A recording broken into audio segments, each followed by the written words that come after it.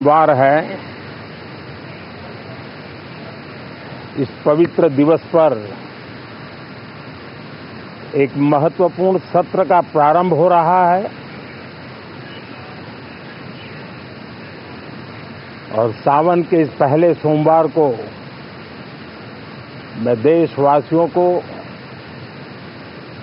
बहुत बहुत शुभकामनाएं देता हूं।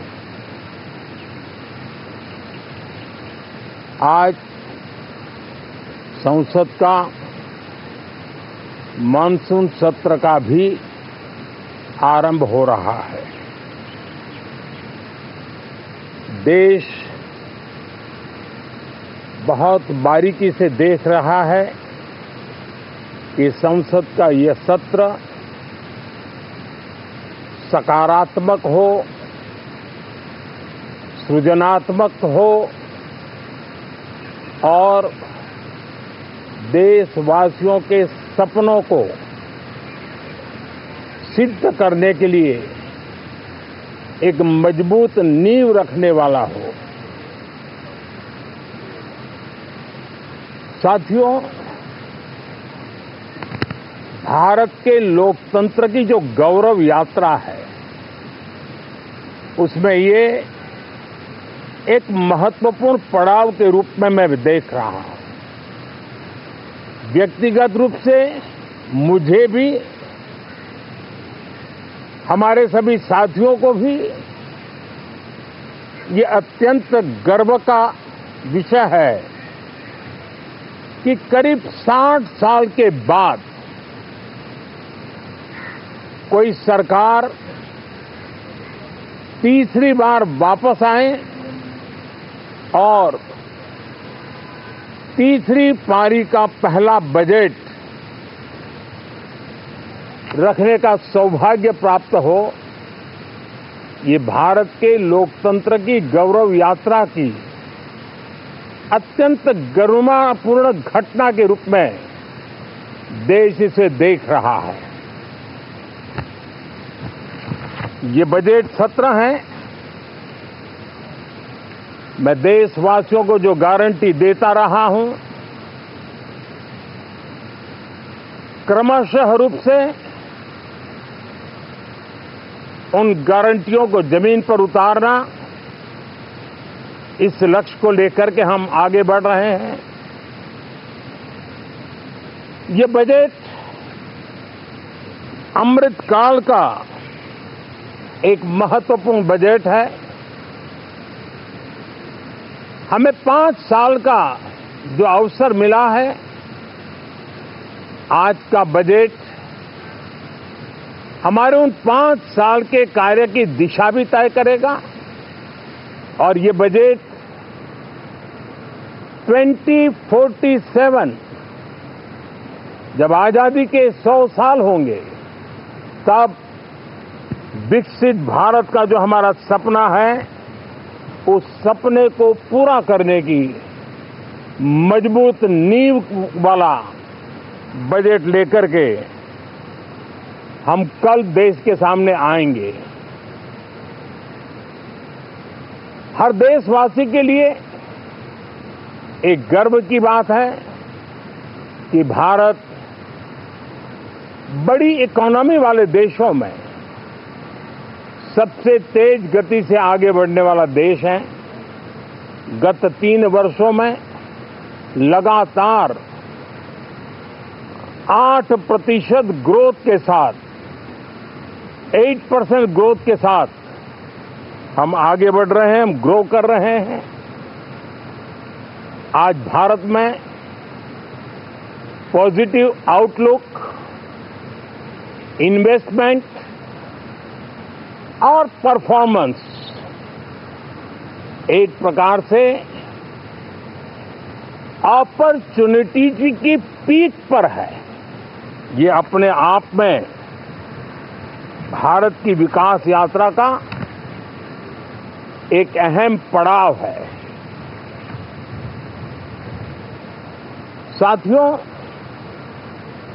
मैं देश के सभी सांसदों से, किसी भी दल के क्यों न हो, मैं आज आग्रहपूर्वक कहना चाहता हूं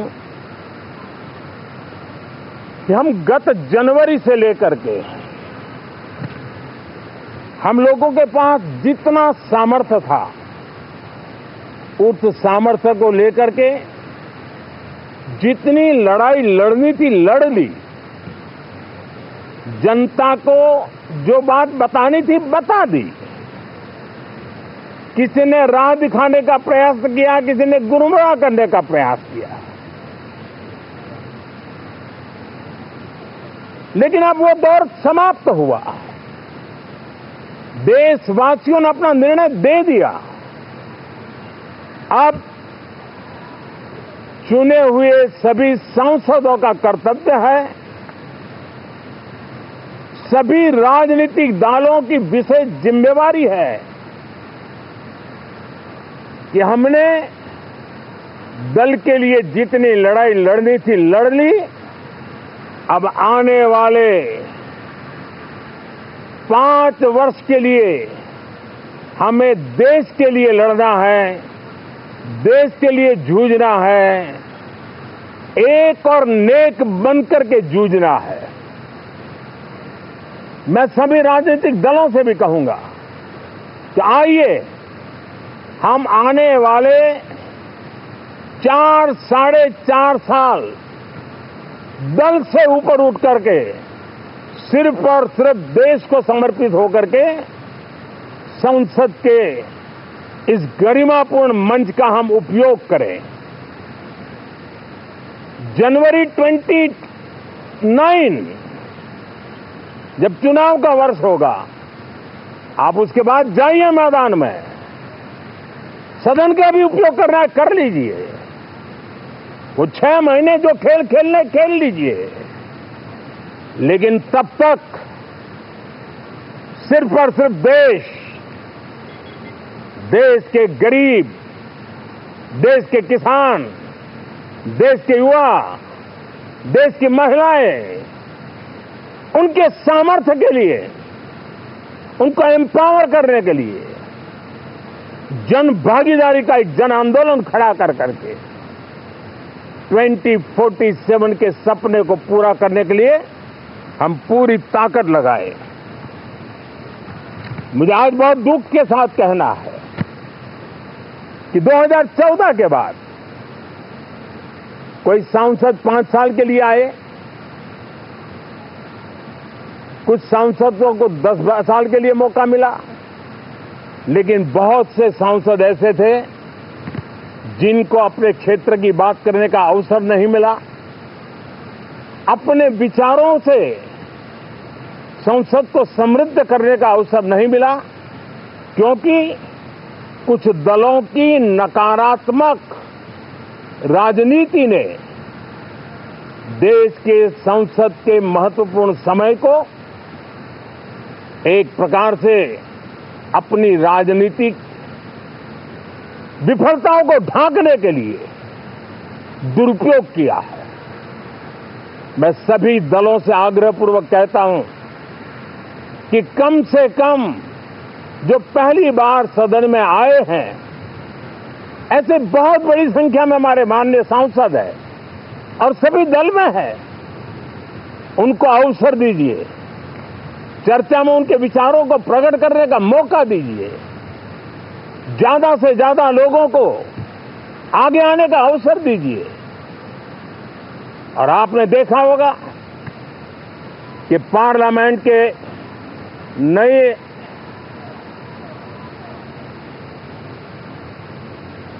संसद गठन होने के बाद जब पहला सत्र था,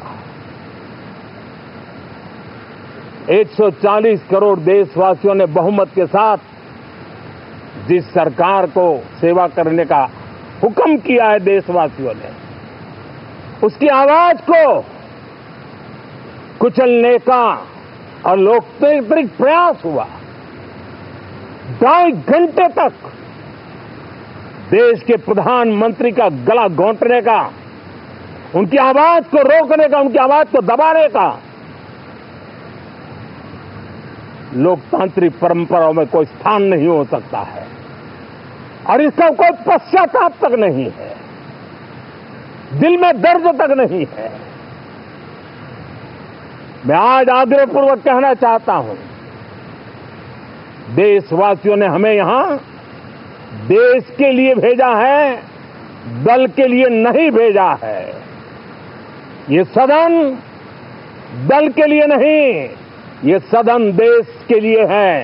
ये सदन सांसदों तक की सीमा तक नहीं है, 140 करोड़ देशवासियों की एक विराट सीमा करके ये लिए है। मैं विश्वास करता हूं कि हमारे सभी माननीय सांसद पूरी तैयारी के साथ चर्चा को समृद्ध करेंगे। कितने ही विरुद्ध विचार होंगे, विरुद्ध विचार बुरे नहीं होते हैं, नकारात्मक विचार बुरे होते हैं। जहां सोचने की सीमाएं समाप्त हो जाती है, देश को नकारात्मकता की जरूरत नहीं है।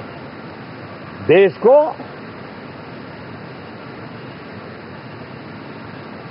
एक विचारधारा, प्रगति की विचारधारा, विकास की विचारधारा, देश को नई ऊंचाइयों पर ले जाने वाली विचारधारा से हमें आगे बढ़ाना होगा। मैं पूरा ही आशा करता हूं कि हम लोकतंत्र के इस मंदिर का भारत के सामान्य मानवीय की आशा आकांक्षाओं को पूर्ण करने के लिए सकारात्मक रूप से उपयोग करेंगे।